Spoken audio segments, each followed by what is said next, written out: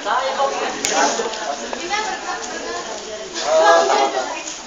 ucapin dua kata dulu ya, selamat malam teman-teman. Terima kasih. Saya memaksakan kehendak saya untuk merayakan pesta ulang tahun di sini, memaksakan teman-teman tetap hadir walaupun hujan sangat deras. Saya bersyukur buat kedatangan teman-teman yang masih mau bersedia datang walaupun hujan deras. Terima kasih kepada Mbak Maret yang sudah mengizinkan saya berada di lokasi ini untuk berbagi ucapan syukur sedikit buat teman-teman. Ini ulang tahun saya yang ke-22 dan entah mengapa di tahun ini saya mengalami masalah bertubi-tubi beruntun. Sebelum saya balas pesan dan kesan teman-teman, saya cerita. Benar, kata Mamet, kata Wisnu, kata anak-anak lain, kata sahabat saya Marbun juga. Saya, ya jujur memang betul kata Mamet, saya putus.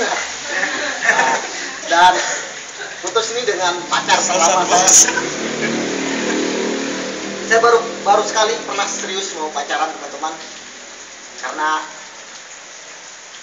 nggak tahu juga kenapa, tapi akhirnya ya berakhir pedih seperti ini. 1 tahun lebih menjalin hubungan dan harus putus gara-gara alasan konyol. Setelah putus, masalah tidak berhenti begitu saja. Handphone saya rusak, jatuh.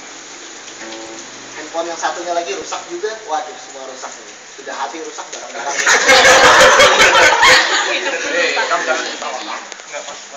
Tugas-tugas perkuliahan saya lancarkan beberapa minggu.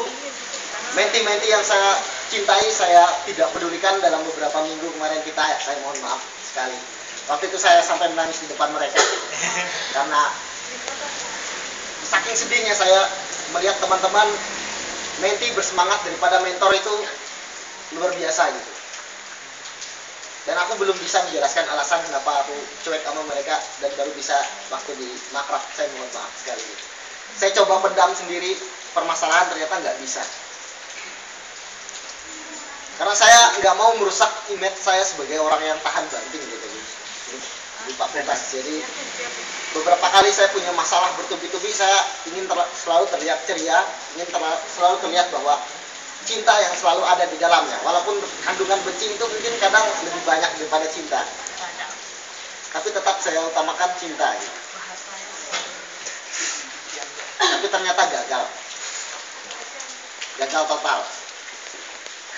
Saya larut dalam kesedihan, terpukul dan sempat bingung. Tapi kehadiran sahabat-sahabat saya begitu luar biasa. Tuhan mengizinkan Rijal, Mamet, Raymond Dikos, Marbun, Mbahku juga, teman baik perempuan, Meme, Suryo, teman-teman psikologi semua buat saya cepat bangkit gitu dari keterpurukan. Ada banyak masalah, termasuk masalah keluarga juga yang nggak bisa saya sharekan di sini.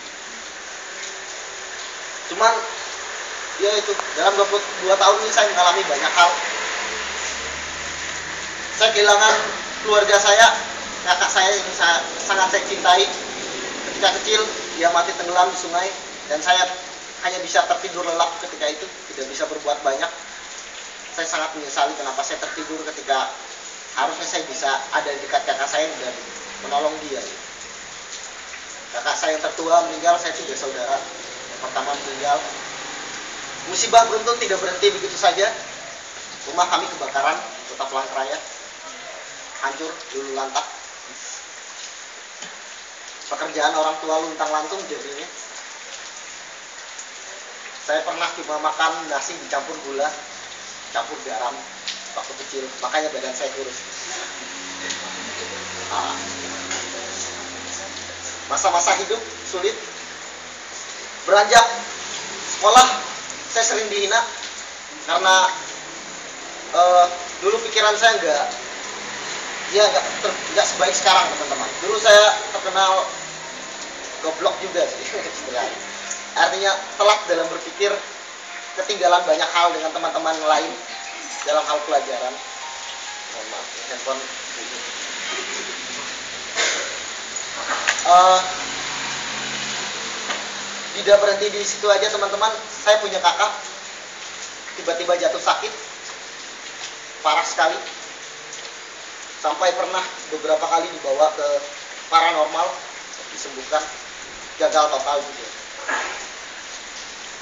Dia sering kerasukan hingga membuat saya sendiri pun takut berada di rumah. Ingin pergi ke WC itu malam-malam saya nggak berani teman-teman. Saya pilih letakkan aqua botol di kamar dan kencing di situ. Paginya baru saya buang. Saking takutnya. Cuman perlahan tapi pasti saya coba mengenal Tuhan gitu. Saya berdoa kepada Tuhan. Saya beli majalah-majalah rohani, majalah Gepres, Mana Surgawi dan sebagainya. Saya belajar banyak firman Tuhan. Satu yang saya tahu bahwa benar di dunia ini punya kuasa-kuasa bulan, punya kuasa-kuasa yang hebat. Tapi saya coba percaya bahwa kuasa Tuhan jauh lebih hebat di atas semua itu.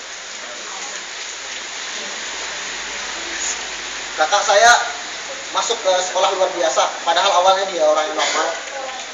Saya sering kali diajak teman-teman karena punya kakak yang dianggap gila. Saya sering dihina juga. Makanya saya buat puisi di seminar. Kalau teman-teman ada nonton tentang anak-anak berkebutuhan khusus, saya dedikasikan puisi itu buat kakak saya juga.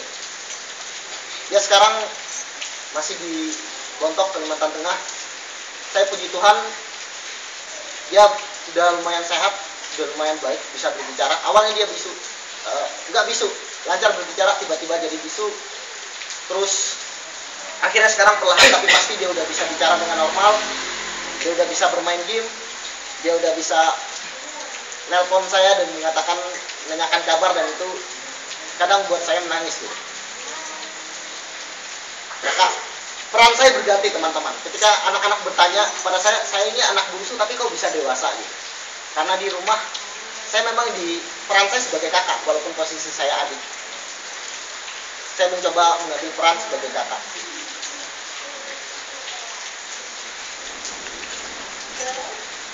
Buat orang tua saya terima kasih karena udah mengizinkan saya kuliah di sini. Walaupun sempat bertengkar karena mereka nggak percaya. Soalnya saya juga nggak bisa dipercaya sih ketika waktu kecil. Jadi saya bersyukur memilih UKSW sebagai tempat saya kuliah ini adalah bagian dari pilihan terbaik yang saya pernah pilih teman-teman. Saya mengenal banyak orang, mengenal sahabat-sahabat saya yang tidak hanya ada ketika saya berada dalam posisi menyenangkan, tapi ketika saat-saat tersulit mereka ada. Bahkan Rijal seringkali menemani sampai pagi ngobrol ketika saya punya masalah, dan Marbun pun sampai ketiduran.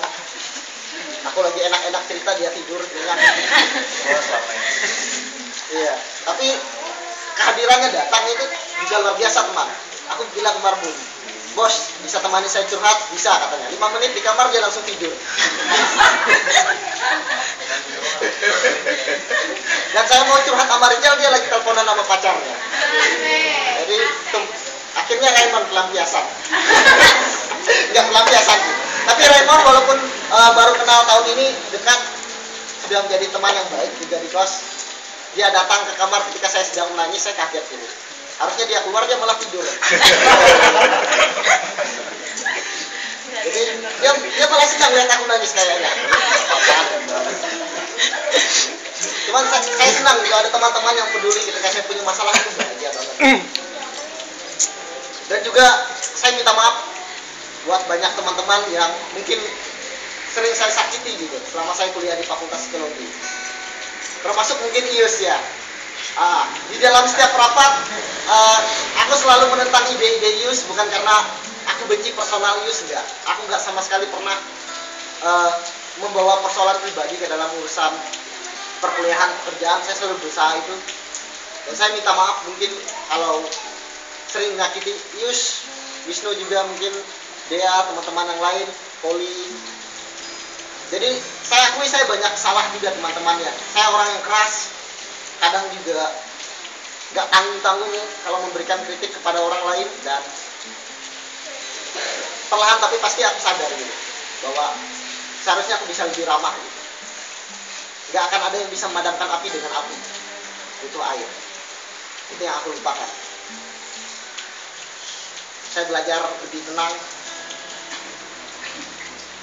Kenal dengan Mamet juga lucu sekali.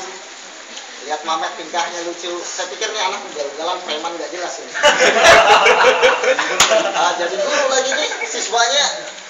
Iya, bisa sukses atau hancur negara ini. Tapi ternyata casingnya memang buruk teman-teman. tapi dalamnya baik kok. Belah dulu. Kesan pertama saya dia waktu naik motor itu jampingan emang udah jelas ini lihat. Ternyata orangnya baik. Ketika udah kenal, pengertian, juga nggak setengah-setengah dalam menolong. Mamet dulu pernah temani saya ke Yogyakarta untuk temui mantan saya yang kasih janji palsu untuk setia ini. Iya. Tiba di jalan, tiba-tiba Mamet bilang, bisa nggak kita balik ke Salatiga? Ini aku ada acara vokal grup, padahal udah sampai Jogja. Ini preman nggak jelas ini. Aku coba bilang sama Mamet, kau lihat berapa kilo kita udah berjalan, udah 2 jam lebih di perjalanan, udah hampir nabrak mobil, nabrak sepeda motor orang, terus tiba-tiba ada SMS bilang ada latihan vokal grup, dia mau balik. Aku bilang sama Mamet, coba kita renungkan baik-baik.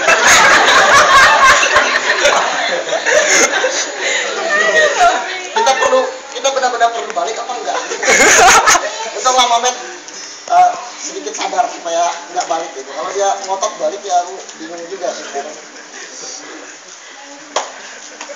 Jadi makasih banget udah temani gitu. Walaupun ya kalau lihat sendiri Met nasib sekarang. Dan apa lagi ya temannya?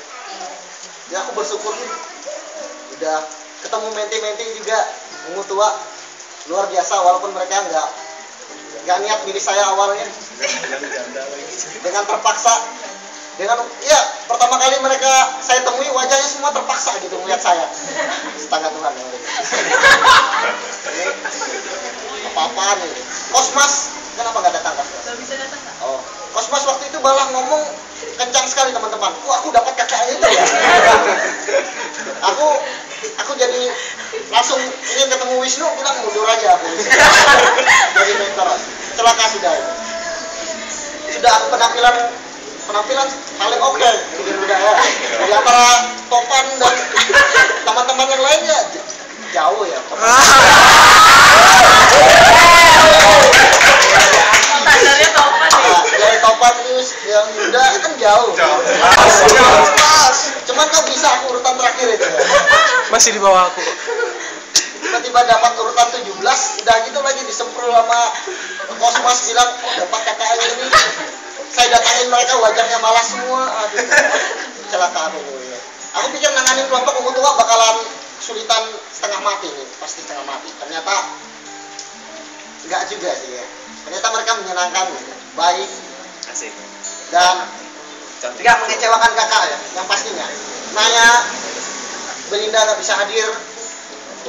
Naya, Belinda, mereka lagi sakit bahkan tetap ikut makrab berjuang sampai harus diantar ke rumah sakit paru ya. Jam 1 pagi. Cuman aku kagum sama semangat kelompok ungu tua gitu. Bagaimana mereka tetap semangat kejar saya sebagai mentornya ketika saya nggak mau peduli sama mereka, itu luar biasa.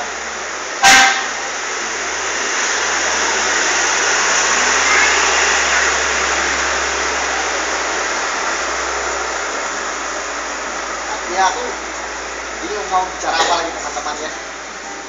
Berapa menit lagi Yus? Ojo ke susu. Hajar aja Bang, hajar. Apa yang ada harus dikeluarin aja, kalau mau tembak cewek silakan. Hajar saja. Bukannya gitu perjanjiannya bro. Sui. Cewek tembak aja. Kalau ceweknya di tembak aja. Biar bro. Ada bro. Wajah yang segitu. Ya. Ya akhir-akhir ini aku juga menyadari kalau karena masalah cewek-cewek tadi ya, aku juga bukan pacar yang baik teman-teman. Jadi kalau perempuan ingin milih aku sekarang ini sebaiknya jangan.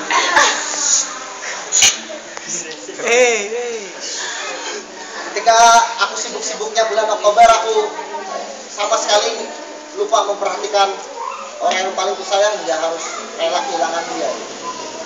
Cuman aku jadi sadar juga bahwa dia juga gak sepenuhnya sayang kalau memang dia nggak bisa ngertiin posisi aku saat-saat aku sibuk. Mungkin memang bukan jodoh juga. Tapi kalaupun jodoh ya kembali, kalau enggak ya siapa tahu ada yang ganti di sini kan. Amin. Amin. 1 bulan lagi. Aku. Ya, aku sering kali gagal menolong orang lain ketika masa-masa sekolahku, masa-masa ketika aku remaja, karena itu ketika aku saat ini aku ingin menebus semua kesalahan pada masa lalu. Karena itu aku paling sulit mengatakan tidak ketika teman-teman memang butuh bantuan. Sekalipun harus temani ngobrol 3 hari 3 malam tanpa tidur pun saya akan rela. Kalau memang masalahnya free.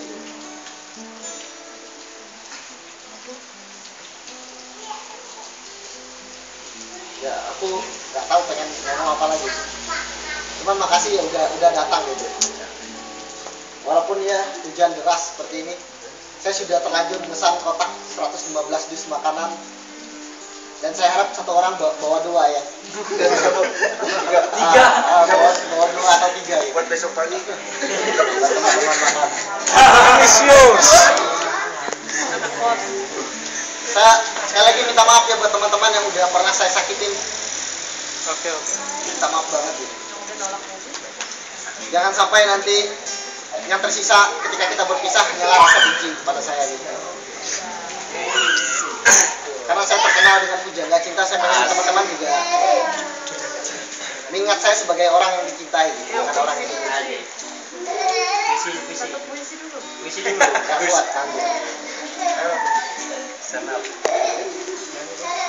Ya doakan aja teman-teman ya, semoga saya bisa lebih baik. Amin.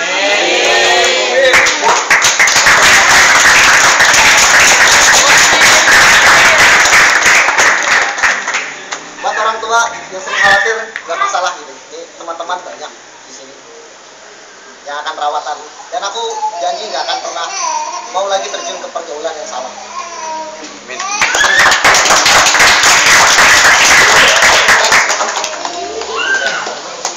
Sampun. Ampun, kesel.